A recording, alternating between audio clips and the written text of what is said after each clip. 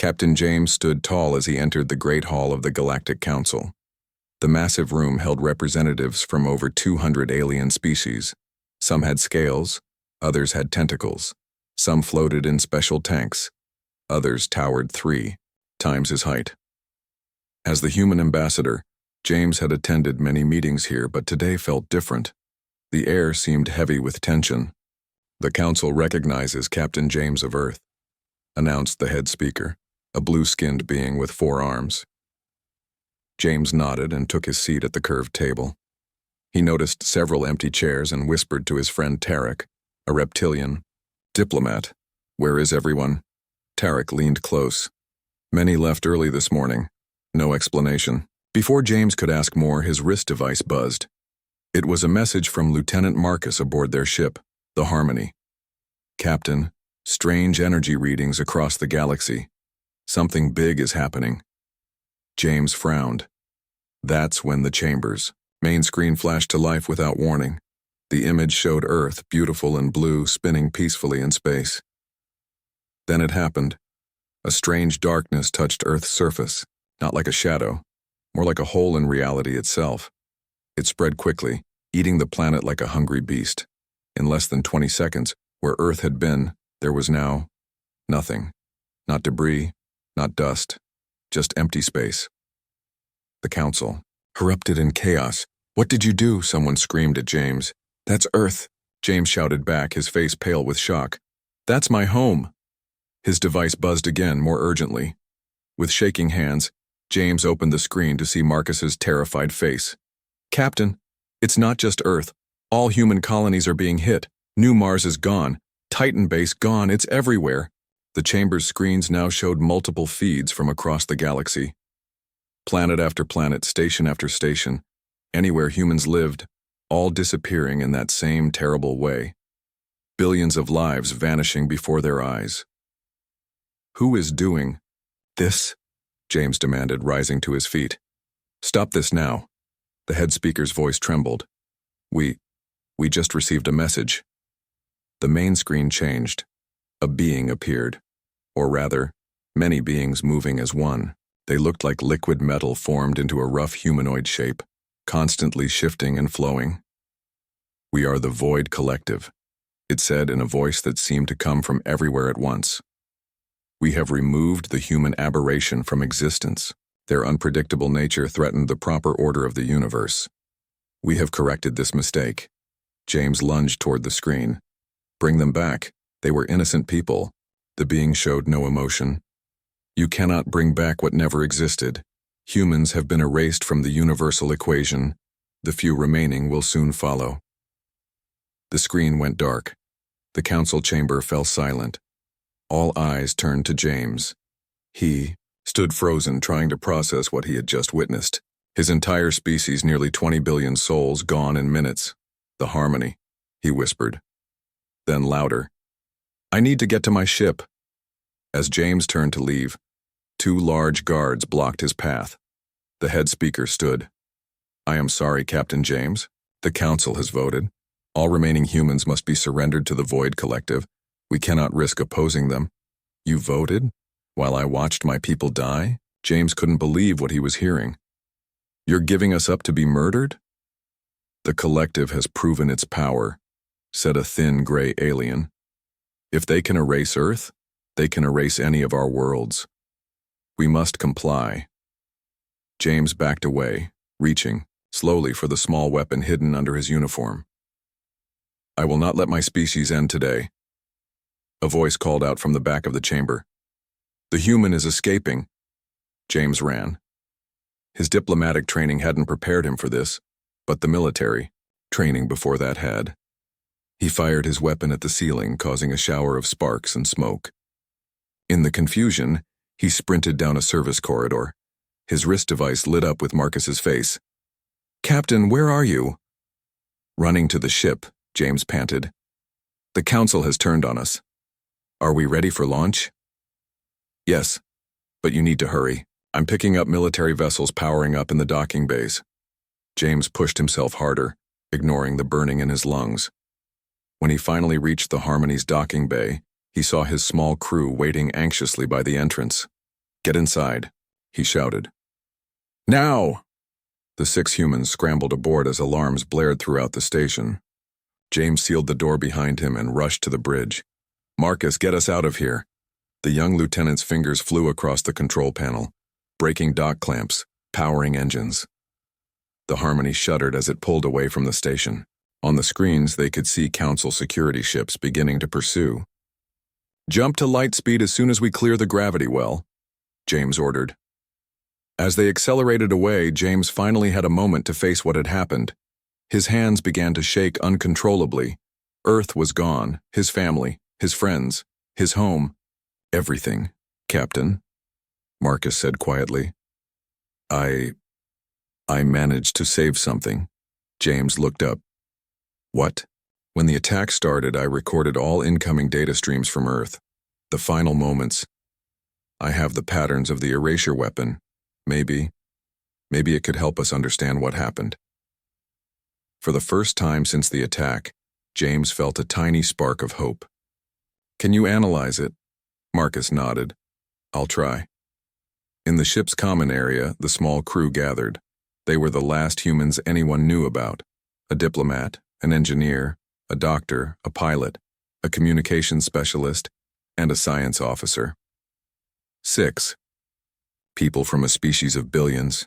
There must be others," said Dr. Laura, wiping tears from her face. "Deep space missions, remote outposts. If there are, they're being hunted now," James said. "We need to find them before the Council does." On the main screen, they watched Council ships spreading out, beginning their search. "What do we do, Captain?" asked Pilot Ray. "Where do we go?" James looked at each of them, the last free humans, as far as he knew. Their faces showed fear, grief, and shock, but also something else, determination. "We survive," James said firmly.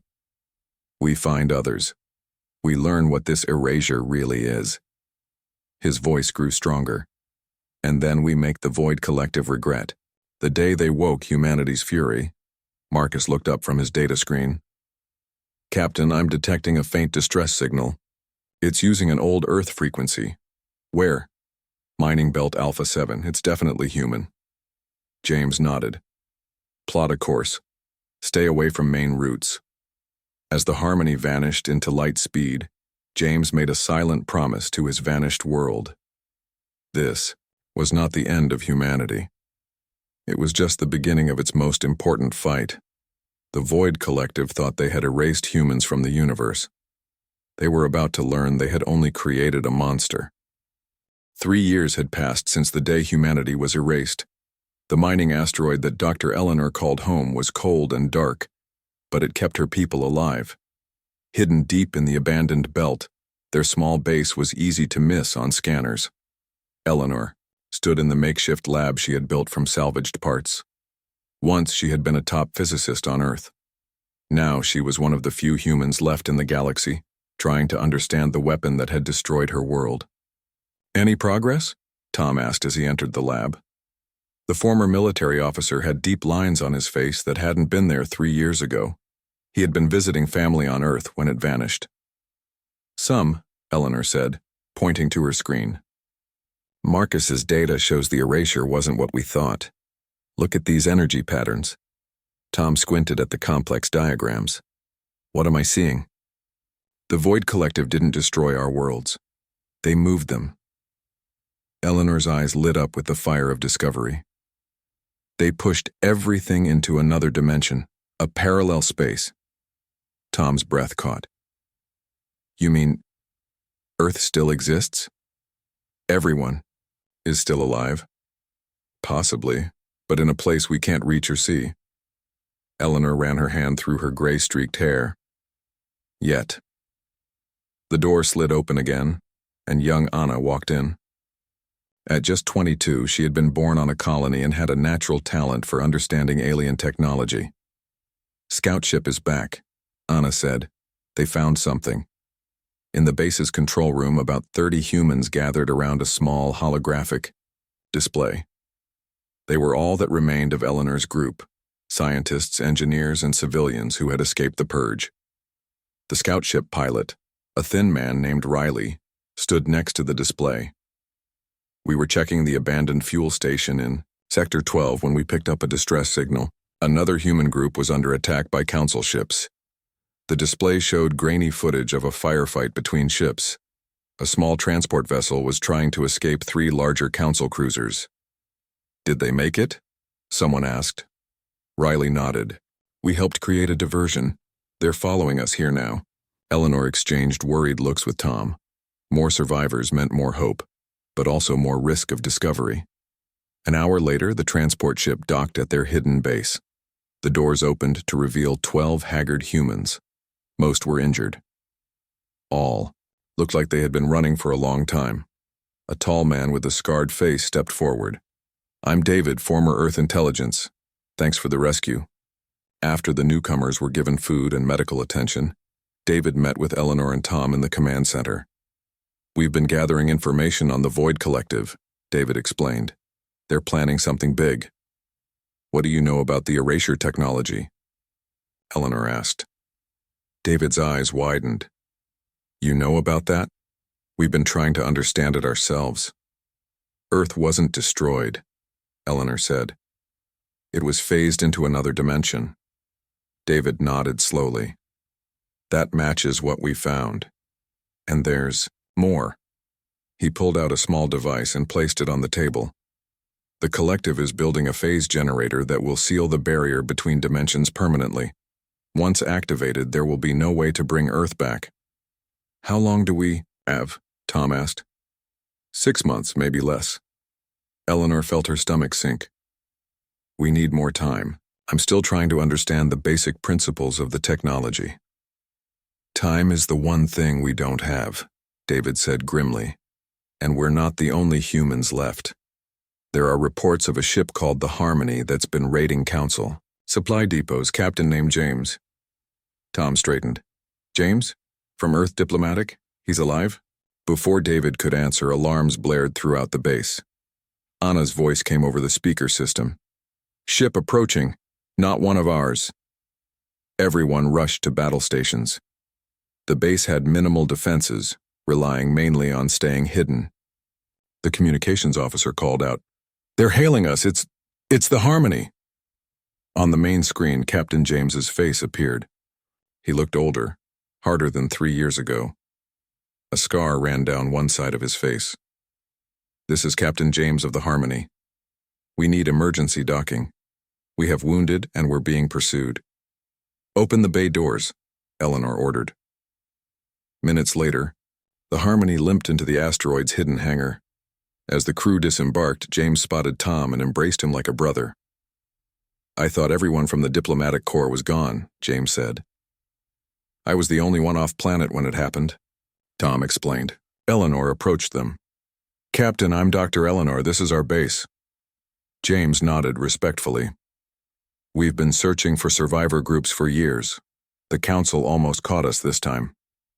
They're getting better at tracking us," added Lieutenant Marcus, who followed behind James. He was carrying a portable computer system. "But we found something important." Inside the base's command center, the group shared their discoveries. Marcus showed the data he had been collecting on the phase technology, while Eleanor explained her theories. "So Earth still exists," James Taubioyus said, his voice tight with emotion. "Everyone might still be alive." "In another dimension, yes," Eleanor confirmed. "And David here says the Void Collective is building a device to make the separation permanent." James turned to David. "How? Do you know this?" "We intercepted their communications," David explained. "My team has been tracking their movements.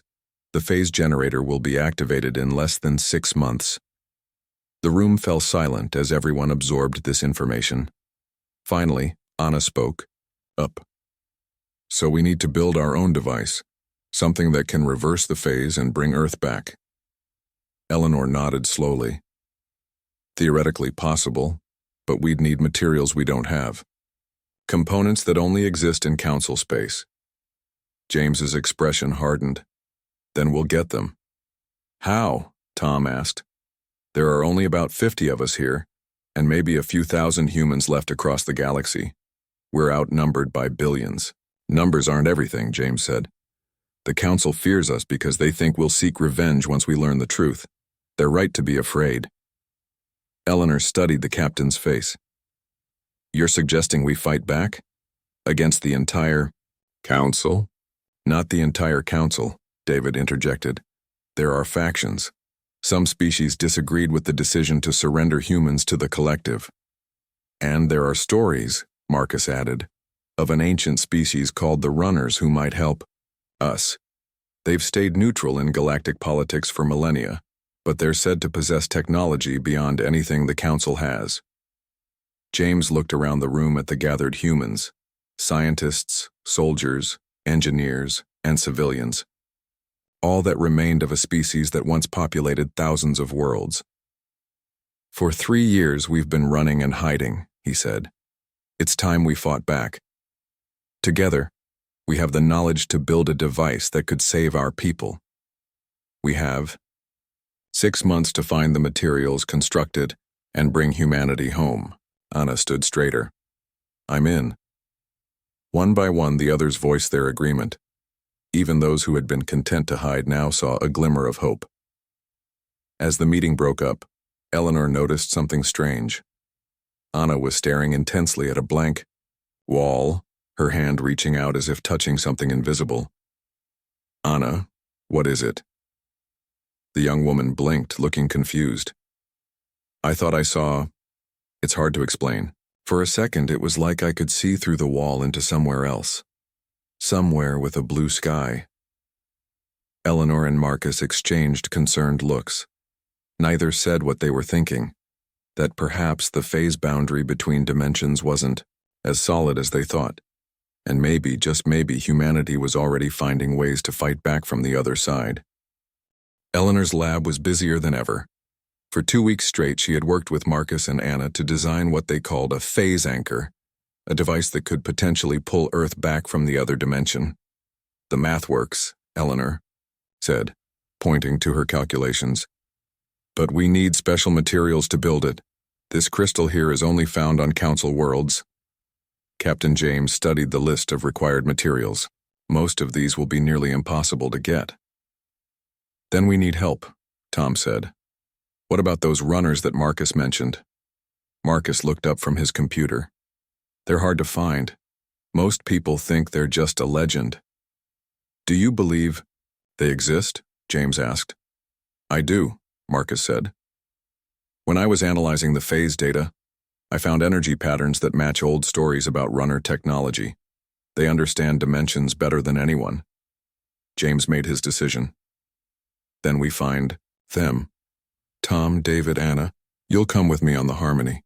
Eleanor and Marcus will stay here to keep working on the anchor design. Later that night, as Anna packed for the journey, she felt a strange tingling in her fingers. It had been happening more often lately. Sometimes when it happened, she saw flashes of another place, a world with blue skies and green fields. Was she seeing Earth in the other dimension? She hadn't told anyone except Eleanor, who had run tests but found nothing wrong with her. Ready for tomorrow? Tom asked, appearing in her doorway. Anna nodded. Do you really think we'll find these runners? I don't know, Tom admitted. But lately I've been different. He lowered his voice. During the last Council attack, I knew exactly where they would come from before they appeared. I can't explain. Anna stared at him. I've been experiencing strange things too. Do you think it's happening to other survivors? Maybe. We should ask around. The next morning, the Harmony left the asteroid base. James followed the few clues they had about the runners, old space tales, strange sightings, and unusual energy readings Marcus had detected. For days, they traveled through dangerous territory, avoiding Council patrols. Tom's newfound ability to sense enemy movements kept them safe more than once. On the 7th day, as they passed through an uncharted nebula, Anna suddenly grabbed the ship's controls. Stop. We need to go there. She pointed to what looked like empty space. There's nothing there, David said. Trust me, Anna insisted. I can see it. James hesitated, then nodded. Change course. As they approached the area Anna had indicated, the ship's instruments began to malfunction. Then, without warning, a hidden passage opened in the nebula. It revealed a path to what looked like a small planet made entirely of crystal. "How did you know?" James asked Anna.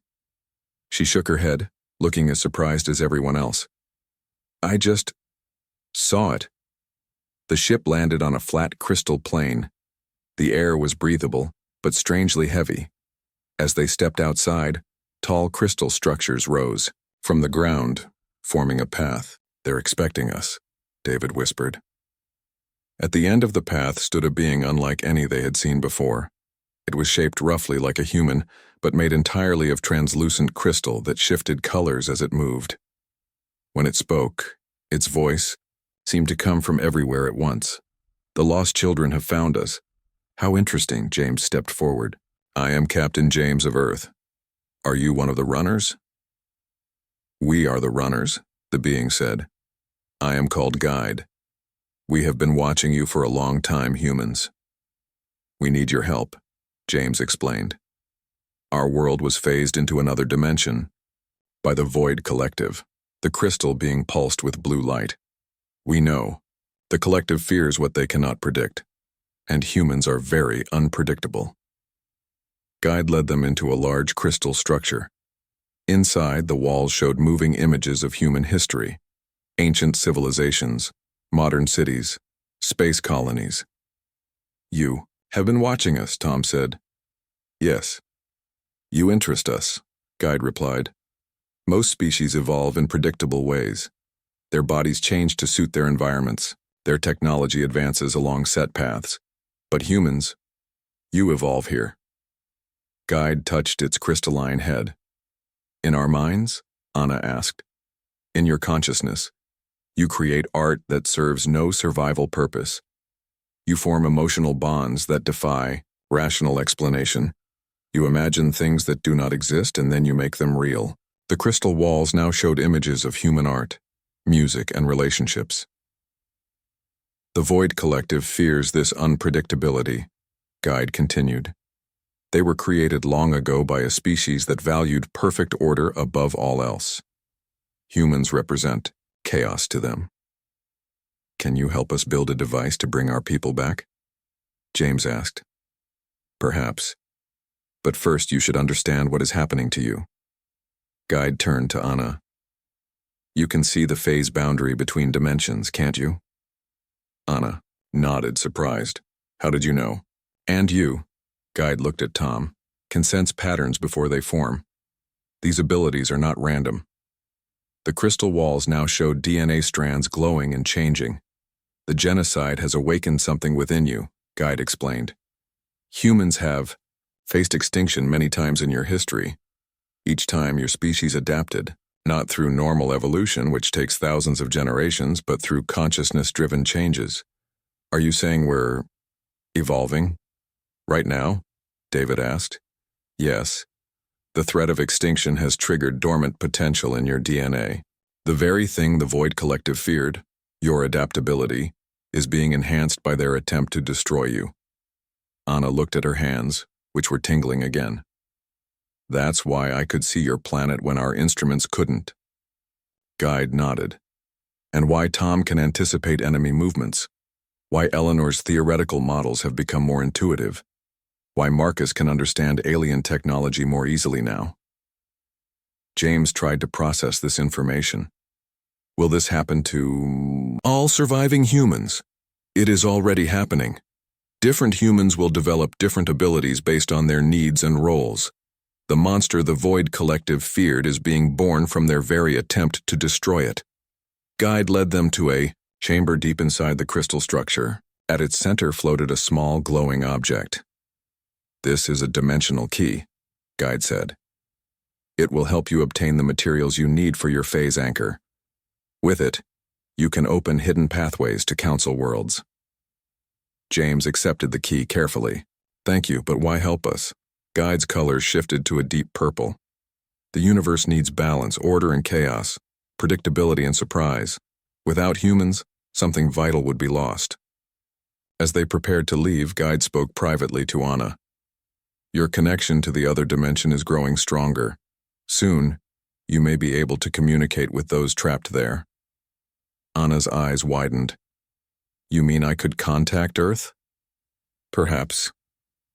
The human consciousness is adapting in both dimensions. Together you may create a bridge that even we runners cannot fully understand. Back on the Harmony, the crew set course for Council space, using the dimensional key to plot their path. What guide said about us evolving? Tom said as they gathered, in the ship's common area. I've noticed other changes too. My reflexes are faster, I can process information more quickly.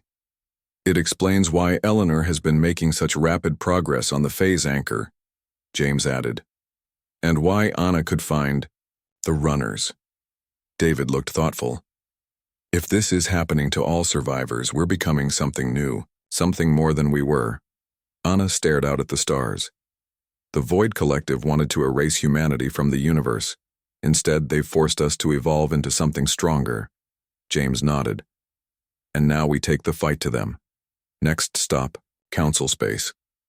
As the Harmony accelerated toward its destination, none of them noticed the faint glow emanating from Anna's hands, a glow that matched the exact frequency of the phase boundary between dimensions. With the dimensional key from the runners, the Harmony entered Council space undetected. Captain James studied the holographic map showing their target, a heavily guarded research facility on the edge of tidal space. According to our intelligence, David said, pointing to the facility, the special crystals we need are stored in the central vault. Security will be tight. How do we get in? Tom asked. James smiled grimly. We don't look human anymore. Hours later, 3 figures approached the facility's main entrance. Thanks to holographic disguises provided by the runners, they appeared as tidal officials, tall, blue-skinned beings with gills along their necks. Tom led the way, his new ability to sense danger guiding them past security checkpoints. Anna and James followed, carrying official-looking data tablets. Remember, James whispered, we have 20 minutes before the disguises fail. They passed through the main security gate without incident. Inside, the facility buzzed with activity as Council scientists worked on various projects. The vault is 2 levels down, David said through their earpieces from the ship. Take the service lift at the end of the corridor. As they walked, Anna suddenly froze. Wait. Something's wrong. Her fingers tingled with that now familiar sensation. A moment later, alarms blared throughout the facility. They know we're here, Tom said, his face pale. I can feel them coming. From both directions. This way. Anna grabbed their arms and pulled them toward what looked like a solid wall. She pressed her hand against it, and to everyone's surprise, a hidden door slid open. How did you? James began. I can see things others can't now, Anna said. The phase boundary shows me hidden paths. They hurried through the secret passage and found themselves in a maintenance tunnel that led downward. This might take us to the vault level, James said. As they descended, Tom suddenly pushed them against the wall. Guards coming. They held their breath as a patrol passed by without noticing them. When they finally reached the vault level, they faced a new problem. The door required special access. We need a Council high clearance code, James said. We don't have time to hack it. Anna stepped forward, her hands now glowing faintly blue. Let me try something. She placed her palms against the security panel. The blue glow spread from her fingers into the machine. For a moment, nothing happened. Then the panel flashed green and the vault door slid open. How did you do that? James asked, amazed. I don't know exactly, Anna admitted. It's like I can feel the energy patterns and redirect them. Inside the vault, they quickly located the crystals they needed. As James carefully packed them into a special container, a voice spoke from behind them. I knew humans would come for these eventually.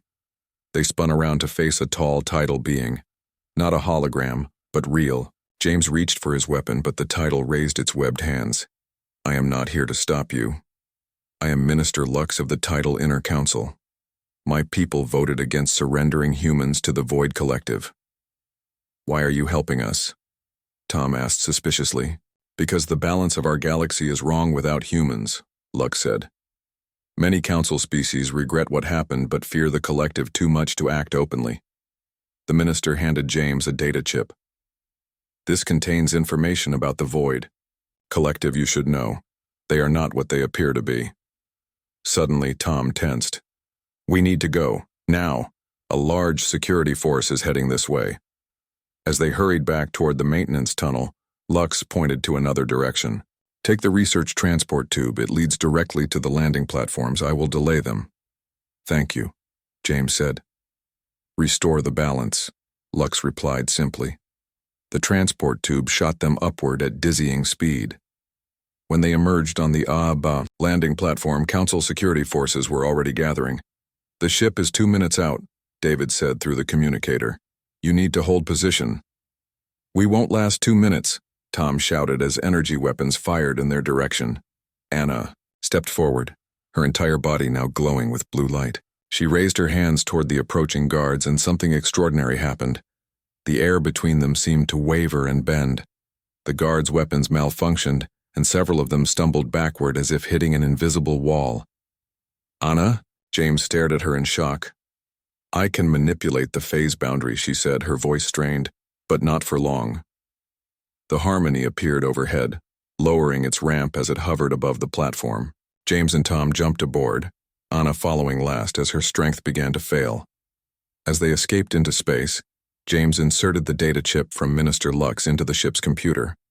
What they learned stunned them all. The Void Collective isn't a natural species, David said as they reviewed the data. They're an artificial intelligence created thousands of years ago by an extinct race called the Architects. They were programmed to maintain cosmic order at any cost, Tom read from the screen. And they identified human unpredictability as the greatest threat to that order. So a computer program decided to erase our entire species? James asked, his voice tight with anger. A sentient program, David corrected. But yes, and according to this, their phase generator is almost complete.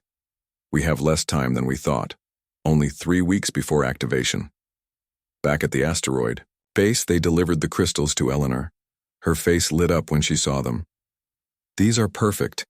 With these and the runner technology, I can complete the phase anchor. Marcus examined the data about the Void Collective. This changes our approach. AI systems, even advanced ones, follow logical patterns. If we could introduce a paradox into their programming. Before they could discuss further, the base's alarm sounded. On the monitors, they watched a fleet of council ships appear from hyperspace. They tracked us here somehow, Tom said, concentrating. Multiple attack vectors, they're not holding back this time. The humans rushed to battle stations. Their defenses were limited, but their newfound abilities gave them advantages. Tom coordinated the defense with his ability to anticipate enemy movements. Some humans showed enhanced strength, while others demonstrated unprecedented coordination with the base's systems. Anna stood in the command center, her connection to the phase boundary stronger than ever. As she closed her eyes to concentrate, she gasped. I can see them. Earth. People on the other side know something is happening. Eleanor grabbed her hand. Can you communicate with them? Maybe. With help. Anna looked around at the other humans, many of whom were now showing signs of their own evolving abilities. If we all focus together. As the battle raged around the asteroid, Eleanor made a decision. Keep fighting. I need to stay behind to finish the calculations for the phase anchor. The rest of you should evacuate if the shields fail. We're not leaving you, James insisted. You must, Eleanor said firmly. I've almost solved the final equation. With these crystals, I can complete it. But I need time. The council ships broke through the outer defenses. As damage reports flooded in, James ordered the evacuation. Get everyone to the ships. We'll regroup at the runner coordinates. As people rushed to the escape vessels, Eleanor worked feverishly in her lab. The final calculations fell into place, just as the base began to break apart around her. She transmitted the completed formula to Marcus on the Harmony. I've done it. The phase anchor design is complete. Build it and save our people. Her transmission cut off as that section of the base exploded. From the Harmony, James watched the asteroid base collapse under Council fire. Eleanor was gone, but her sacrifice had given them the key to bringing humanity home. "Set course for the runner planet," he ordered, his voice heavy with grief and determination. "We have 3 weeks to build this device and save our species." As the ships jumped to safety, Anna stood silently by the view screen. Her hands glowed brighter than ever as tears streamed down her face. "I can still feel them," she whispered. "Everyone, from Earth, they're waiting for us to bring them home." The runner outpost glowed with crystalline light as humans worked day and night. Only 1 week remained before the Void Collective would activate their phase generator, permanently sealing Earth and the colonies away forever. Marcus hadn't slept in 3 days. Using Eleanor's final calculations, he and Anna worked frantically to build the phase anchor. The device looked simple, a sphere about the size of a basketball, filled with intricate circuits and the special crystals they had, stolen from the Council facility. "Will it work?" James asked, watching them make final adjustments. "In theory," Marcus said, his eyes red from exhaustion. "But we need to place it exactly where Earth was, at the exact moment of the cosmic alignment. That happens in 6 days," Tom added. "A natural thinning of the barrier between dimensions that occurs once every 27 years. Anna sat quietly nearby, her hands glowing constantly now. She hardly spoke anymore, spending most of her time in a trance-like state. "Anna?" James asked gently, "Are you with us?" She opened her eyes, which now shimmered with the same blue light as her hands. "I can see them all, Captain. Everyone on Earth. They know something is happening." "Can you communicate with them?" "Not with words," Anna explained, "but with feelings, images. They're gathering. Millions of people are focusing their thoughts. On the coming alignment, they're creating a beacon." Guide, the runner, entered the chamber. "The phase boundary responds to consciousness.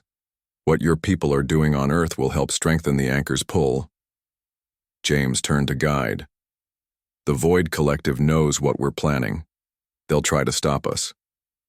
They have already dispatched their entire fleet to Earth's coordinates," Guide confirmed, "and the Council is divided. Some support the Collective, fearing human vengeance. Others regret their choice and wish to help you. Either way," James said, "we'll be heavily outnumbered." Tom smiled grimly. "When haven't we been?" As the day of the alignment approached, all surviving humans gathered on the runner planet. There were approximately 50,000 left in the galaxy, miners, soldiers, scientists, and civilians who had escaped the initial purge. James addressed them from the center of the Crystal City. "Tomorrow we take the fight to the Void Collective. We will position the phase anchor at Earth's coordinates during the cosmic alignment. If we succeed, our world and our people will return to this dimension." A woman called from the crowd. "What if the Collective stops us?" "They won't," James said with certainty. "Because we've changed. We're not the same humans they tried to erase 3 years ago. We've evolved." He gestured around at the gathered survivors, many of whom now showed signs of their awakened abilities. Some could communicate without speaking. Others could interface directly with technology. Some had developed enhanced strength or senses. "The monster they feared has awakened," James continued, "not as a destroyer but as something new, something they cannot predict or control." That night, Anna screamed in her sleep. James and Tom rushed to her room to find her floating above her bed, her entire body pulsing with blue light. "They're activating it early," she gasped. "The phase generator, I can feel it starting." Guide appeared in the doorway. "We must launch, now. The alignment is close enough, we cannot wait." Within an hour, a fleet of ships left the runner planet. The Harmony led the way, carrying James, Tom, Marcus, and Anna. With them was the precious phase anchor, humanity's last hope. As they approached Earth's former coordinates, they saw the massive Void Collective fleet, hundreds of ships surrounding a central vessel that pulsed with dark energy. "That's the phase generator," Marcus said. "It's already powering up." James opened a channel to all human ships. "This is it. Everything we've fought for comes down to this moment. The phase anchor must reach the exact center of Earth's former position. As they approached, the Void Collective ships opened fire. The human fleet was hopelessly outnumbered, but they fought with desperate courage, their enhanced abilities, giving them advantages no one could have predicted. Anna stood in the Harmony's control room, her eyes fixed on something no one else could see. I can feel Earth, so close now, billions of minds reaching out. The anchor is ready, Marcus reported. But we need to get closer. Suddenly, new ships appeared from hyperspace, tidal vessels led by Minister Lux, followed by ships from other council species who had opposed the genocide. We stand with humanity. Lux's voice came over the communication system. The balance must be restored. Even the runners joined the battle, their crystalline ships moving in ways that defied normal space. The Harmony pushed forward toward the center point, taking heavy damage.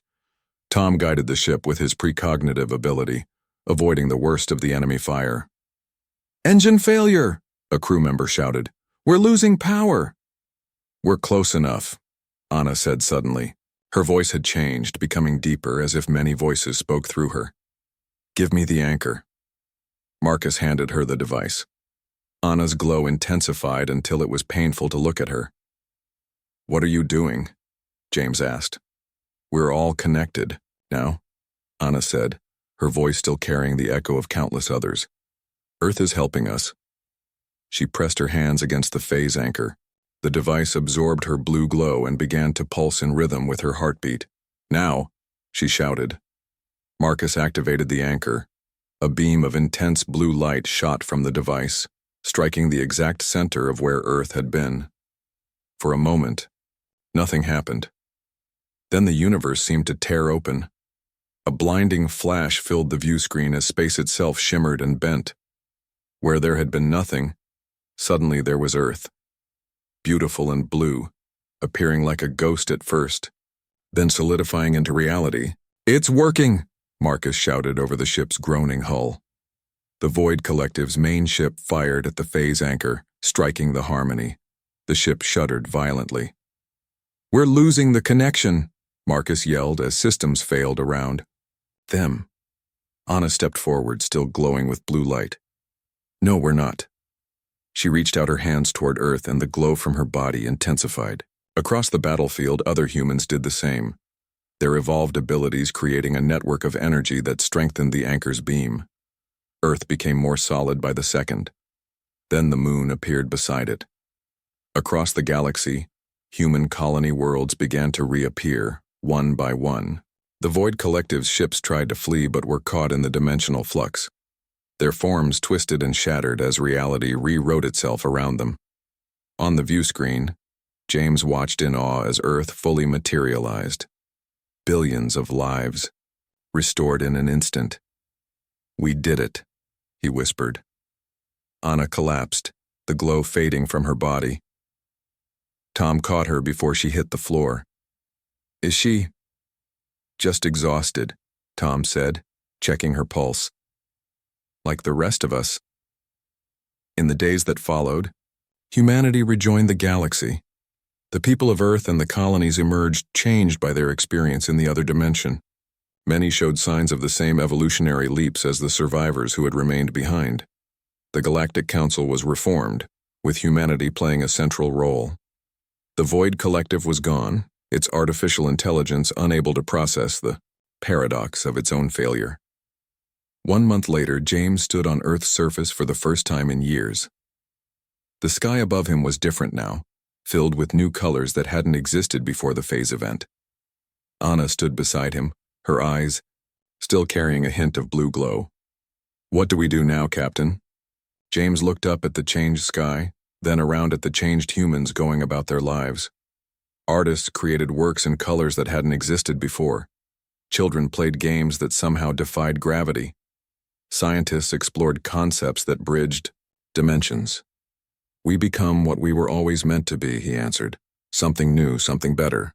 Tom joined them, pointing to a memorial being built nearby, a monument to those who had fought to bring humanity home. "They tried to erase us from the universe," he said. James nodded, completing the thought. "Instead, we've become essential to it." Above them, the stars shimmered with new possibilities as humanity, awakened, evolved, and unbound, took its first steps into a future no one could have predicted. Not even the Void Collective,